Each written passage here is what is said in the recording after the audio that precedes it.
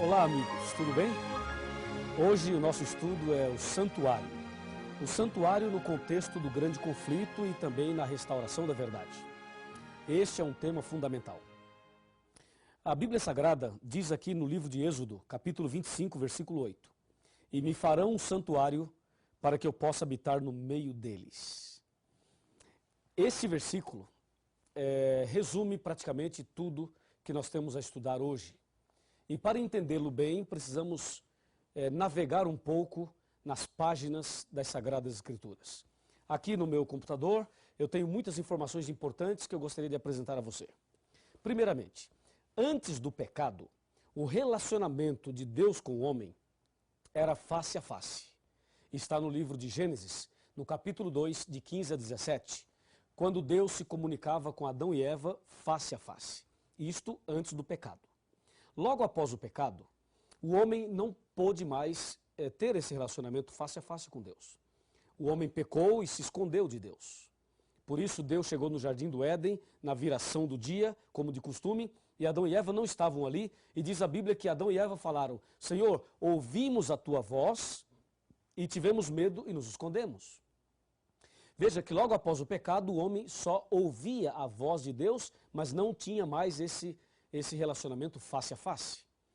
Muitos anos depois, na época do profeta Isaías, o profeta diz no capítulo 59, versículo 2, assim, ó: As vossas iniquidades fazem separação entre vós e o vosso Deus, e os vossos pecados encobrem o seu rosto de vós, para que vos não ouça.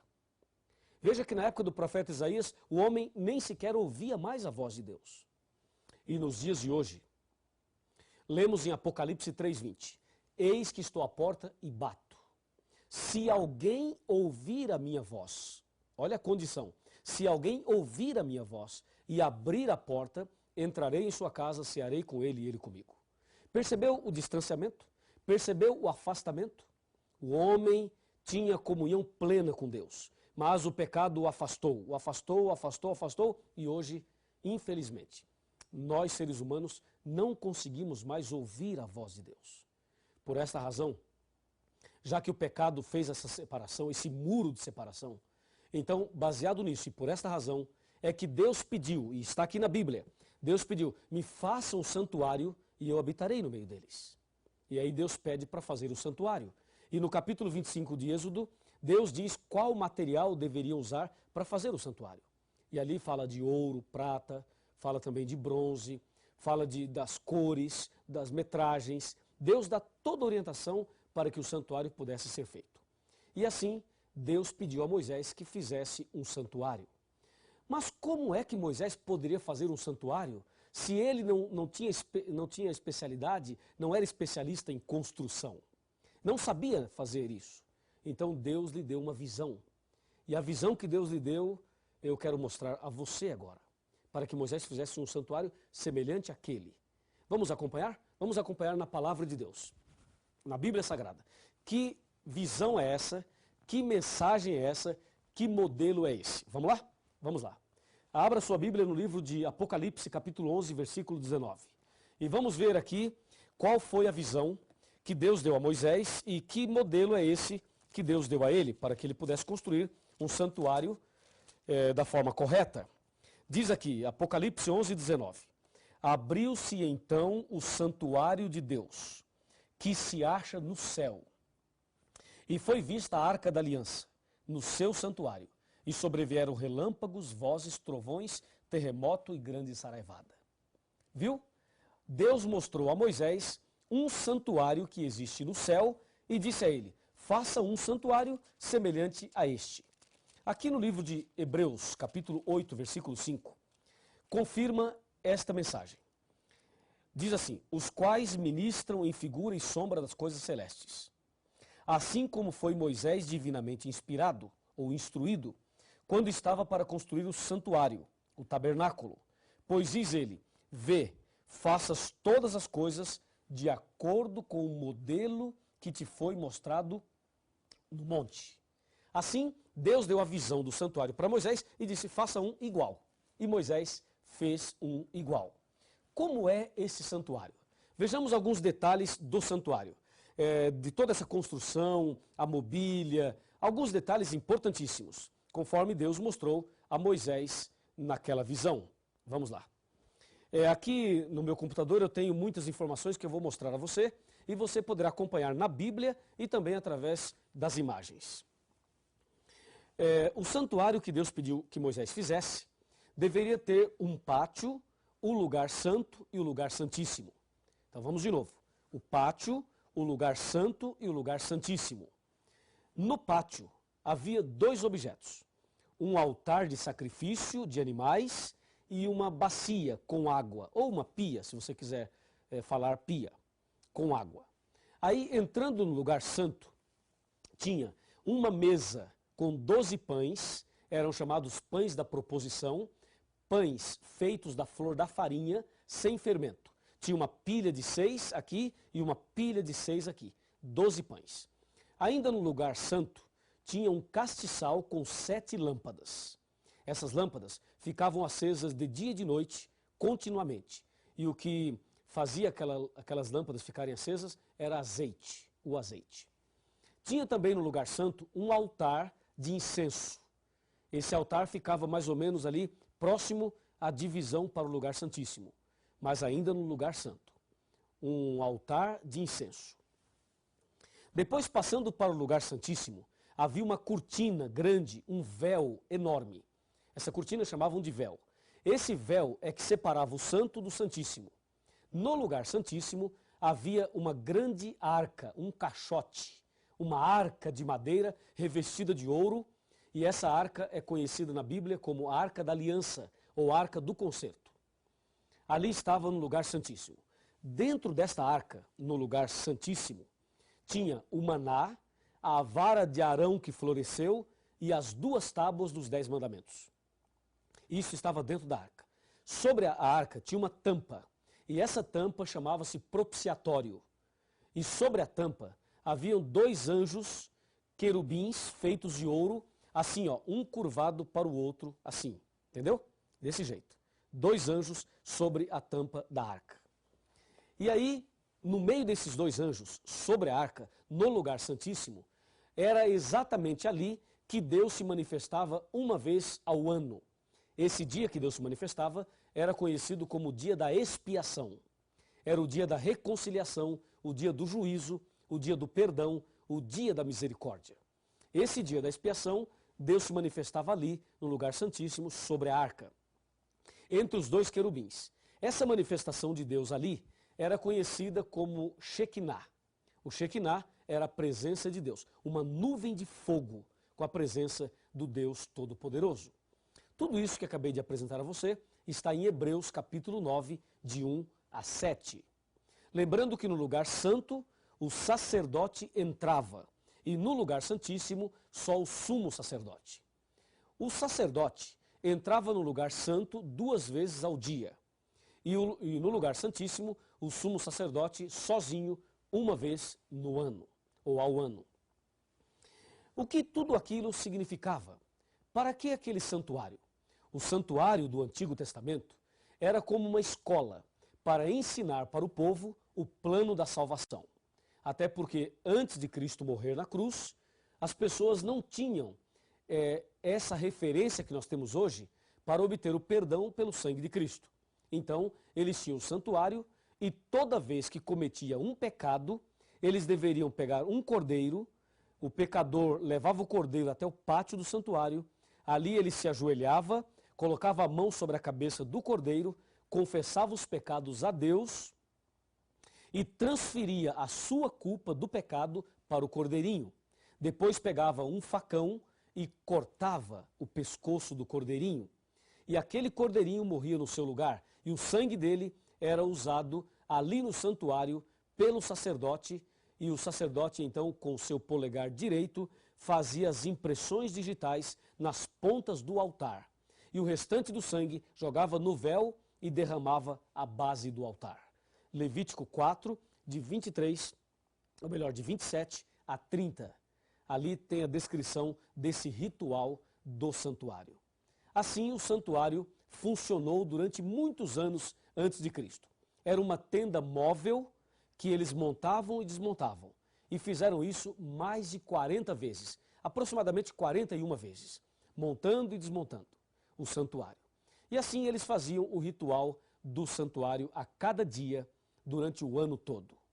Quando completava um ano fazendo tudo isso, então o sumo sacerdote entrava no lugar santíssimo para apresentar os pecados do ano todo a Deus. Deus se manifestava e, pela sua misericórdia, perdoava os pecados do povo. E esse dia era o dia da purificação do santuário, era o dia da expiação, era o dia do juízo.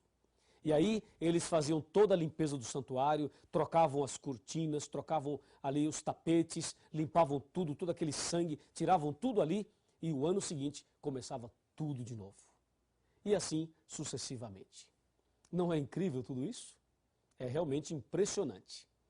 Agora, o que cada detalhe desse santuário significava? Primeiramente, o santuário tinha 3 portas. A primeira porta era da rua para o pátio. A segunda porta era do pátio para o lugar santo. A terceira porta era do santo para o santíssimo. Os judeus costumavam chamar essas 3 portas com os seguintes nomes. Da rua para o pátio chamavam de o caminho. Do pátio para o santo chamavam de verdade. E do santo para o santíssimo chamavam de vida. Então era comum falar caminho, verdade e vida. Quando Jesus Cristo esteve aqui na terra, ele usou essas palavras referindo-se a ele mesmo. Em João capítulo 14, versículo 6, Jesus disse claramente isto que acabei de mencionar. Respondeu-lhe Jesus, eu sou o caminho, a verdade e a vida, e ninguém vem ao Pai senão por mim. Veja, Jesus disse, sou o caminho, a verdade e a vida, ou seja, eu sou a porta. Se você pegar João capítulo 10, verso 7 e verso 9, Jesus diz, eu sou a porta. Quem entrar por mim será salvo. Entrará e sairá e achará pastagem. Confirmando aí, as 3 portas do santuário se aplicavam a Jesus. Aqui ainda nas ilustrações, veja, o altar de sacrifício que tinha no pátio, que está em Levítico 1, verso 9, era símbolo de Cristo que se entregou a si mesmo por nós como sacrifício a Deus. Efésios 5, verso 2. Ainda no pátio, aquela bacia com água, Êxodo 30, 18, era símbolo do Espírito Santo, João 7, de 37 a 39. Era símbolo da Bíblia, a palavra de Deus, Efésios 5, 26. E era símbolo do batismo, João 3, verso 5. No lugar santo, aquela mesa com 12 pães, o número 12, Êxodo 25, 30, era símbolo do povo, das 12 tribos do povo de Israel. E o pão sem fermento simbolizava Jesus, o pão da vida. João 6, 48. Lembrando que não tinha fermento, porque fermento era símbolo do pecado. E como Jesus nunca pecou, o pão tinha que ser sem fermento. Ainda no lugar santo tinha um castiçal com 7 lâmpadas. O número 7 representava as 7 igrejas do Apocalipse. Apocalipse 1, versículo 20. E isso está ligado a Êxodo 40, verso 24. E a lâmpada, a luz em si, que ficava acesa de dia e de noite, representava Jesus, a luz do mundo. João 8, versículo 12. Ainda no lugar santo, o altar de incenso. Êxodo 40, 26. Isto era símbolo ou representava a oração dos santos, o culto a Deus, que está em Apocalipse 5, versículo 3. No Santo dos Santos, no Santíssimo, tinha a Arca do Concerto, Êxodo 26, verso 33. Sobre o propiciatório era visível a presença de Deus. O que representavam então os objetos que estavam dentro da arca? O maná, a vara de Arão e as tábuas da lei. O maná representava o cuidado de Deus, que Deus proverá. Deus cuida de nós e provê o necessário para você e eu vivermos. A vara de Arão representava ali que Deus está no controle. É Deus que dirige a sua igreja, o seu povo e a nossa vida. É Deus que está no controle de tudo, inclusive da sua vida. Ali tinha também as tábuas da lei. As tábuas da lei representavam amor e justiça, ou o juízo final.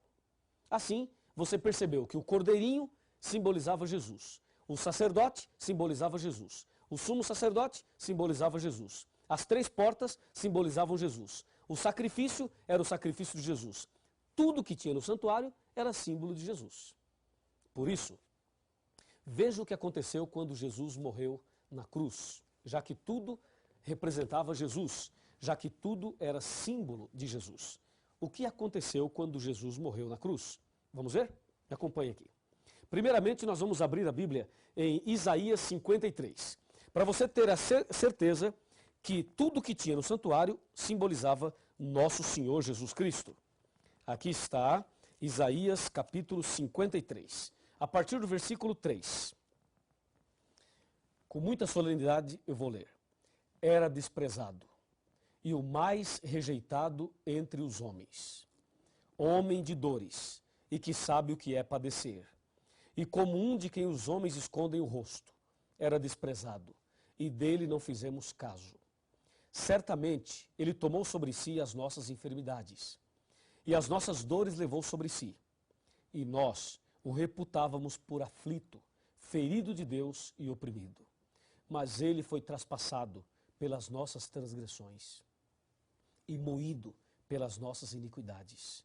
O castigo que nos traz a paz estava sobre ele, e pelas suas pisaduras fomos sarados. Todos nós andávamos desgarrados como ovelhas, mas o Senhor fez cair sobre ele a iniquidade de todos nós. Ele foi oprimido e humilhado, mas não abriu a sua boca. Como cordeiro foi levado ao matadouro. Veja, como cordeiro foi levado ao matadouro. E como ovelha muda perante os seus tosquiadores. Ele não abriu a sua boca. João Batista o reconheceu como cordeiro de Deus. Quando João Batista viu Jesus ali no Rio Jordão, disse: eis o cordeiro de Deus que tira o pecado do mundo. Sim, todo o ritual do santuário apontava para Jesus. Assim como o pecador confessava os pecados e transferia sua culpa para o cordeirinho, e o cordeirinho morria, assim também Jesus levou sobre si as nossas culpas, os nossos pecados. Todos os pecados Jesus levou sobre si. E infelizmente, Jesus teve que morrer. Mas felizmente, ele morreu. Porque se ele não morresse, nós não seríamos salvos. Ele levou sobre si os nossos pecados. Como o cordeirinho, também no Velho Testamento, simbolizava isto. Meu amigo e minha amiga. Agora que você entendeu muito bem isso, é preciso entender o último aspecto desse estudo. Aqui em São Mateus, no capítulo 27, no versículo 50 e no versículo 51, aqui diz: e Jesus, clamando outra vez com grande voz, entregou o Espírito. E eis que o véu do santuário se rasgou em 2 partes, de alto a baixo. Tremeu a terra, fenderam-se as rochas. Ou seja, quando Jesus morreu na cruz, todo aquele ritual do santuário acabou. Todo aquele sistema de sacrifício de cordeiros do passado perderam o valor quando Cristo morreu na cruz. Hoje, Jesus ressuscitou, ou melhor, já está ressuscitou ao 3º dia, e hoje ele está no céu, à direita de Deus, no lugar santíssimo do santuário, intercedendo por nós. O que Deus então espera de mim e de você? Por favor, vem aqui bem pertinho, quero falar algo muito importante para você. Pode se aproximar aqui, quero falar algo muito importante para você. Vem cá. Ó, Apocalipse 3:20 diz assim, ó: eis que estou à porta e bato. Se alguém ouvir a minha voz e abrir a porta, entrarei em sua casa, cearei com ele e ele comigo. Lembra, no santuário tinha 3 portas. Jesus é a porta. E Jesus já abriu a porta da salvação para você quando morreu na cruz. Hoje, só falta você abrir a porta do seu coração. Como está o seu coração? Está fechado ou está aberto? Se ele estiver aberto, meus parabéns. Mas se ele estiver fechado, abra-o agora mesmo. Entregue a sua vida a Jesus. Tome uma decisão e Deus fará de você a pessoa mais feliz do mundo. Em breve Jesus vai voltar e quer levar você para o reino da eterna felicidade. Se você deseja abrir o seu coração para Jesus hoje, então feche os seus olhos agora e vamos fazer uma oração. Querido Deus, muito obrigado pelo estudo de hoje. Muito obrigado porque Jesus é o Cordeiro de Deus que tira o pecado do mundo. Levou sobre si os nossos pecados e a sua capacidade em perdoar é muito maior do que a nossa capacidade de pecar. Eu entrego essa pessoa que está estudando a Bíblia comigo nas tuas mãos. Em nome de Jesus. Amém. Cada dia posso ver, perceber em seu olhar as pessoas tão vazias, cheias de pesar, vivem cada vez mais sós, morrem sem amor. Um sorriso esconde a dor, só Jesus o vê. Busquem a Jesus, busquem a